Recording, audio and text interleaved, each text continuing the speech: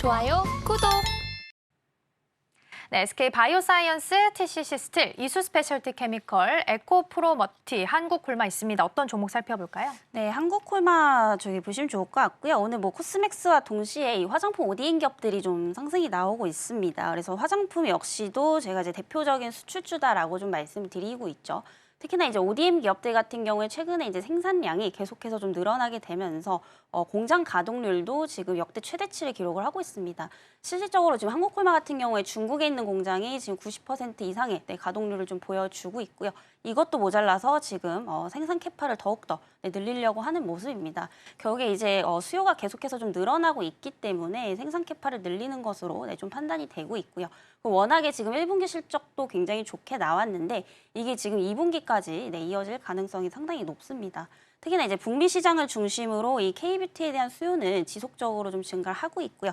한국콜마 같은 경우에는 또 이제 여름에 대한 어떤 수혜를 좀 톡톡히 볼 수 있는 종목 중에 하나다라고 좀 보시면 될 것 같은데 특히나 이제 선케어 이제 시장에 있어서 국내 시장 점유율 한 70% 이상을 한국콜마에서 다 생산을 좀 하고 있는 그런 상황이기 때문에 특히나 여름철에 이제 선케어 제품들 많이 이제 사용을 하시잖아요. 그래서 이런 부분들로 인해서 뭐 2, 3분기 실적까지도 좀 기대를 해볼 수 있지 않을까라고 좀 보여지고 있고요. 이 외에 뭐 스킨케어 제품이라든지 뭐 색조 화장품 역시도 지금 이제 판매량이 굉장히 좀 견조한 부분이기 때문에 당연히 이런 부분들이 매출액 증가로 좀 이어질 수밖에 없겠죠. 그래서 이런 부분들을 봤을 때 여전히 외형 성장에 대한 기대감은 뚜렷하다라고 보고 있고 아까 이제 환율 말씀 주셨는데 결국에 이제 수출하는 기업들은 달러 강세인 게 이제 무조건 유리합니다.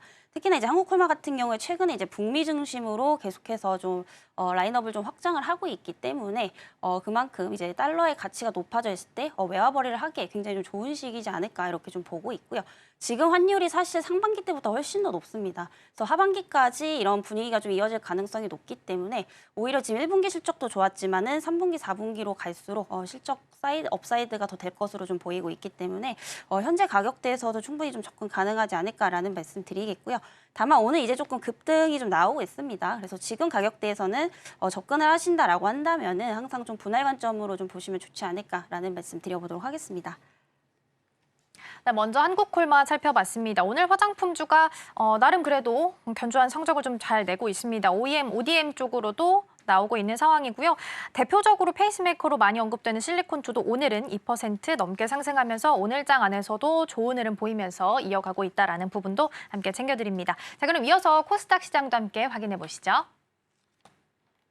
네, 하이젠 R&M, 미래나노텍, 덕산테코피아, 마녀공장, CNC 인터내셔널 자리를 하고 있습니다. 코스닥 시장 살펴봤는데 이 종목 중에서는 어떤 종목을 살펴보면 좋을까요? 네, 코스닥도 오늘 화장품이 좀 강세네요. 그래서 CNC 인터내셔널이라는 종목을 좀 보시면 좋을 것 같은데 이 종목 같은 경우에 이제 그 북미 이제 수출에 있어서 가장 큰 이제 수혜를 좀 보고 있는 기업이다라고 좀 보시면 될 것 같습니다.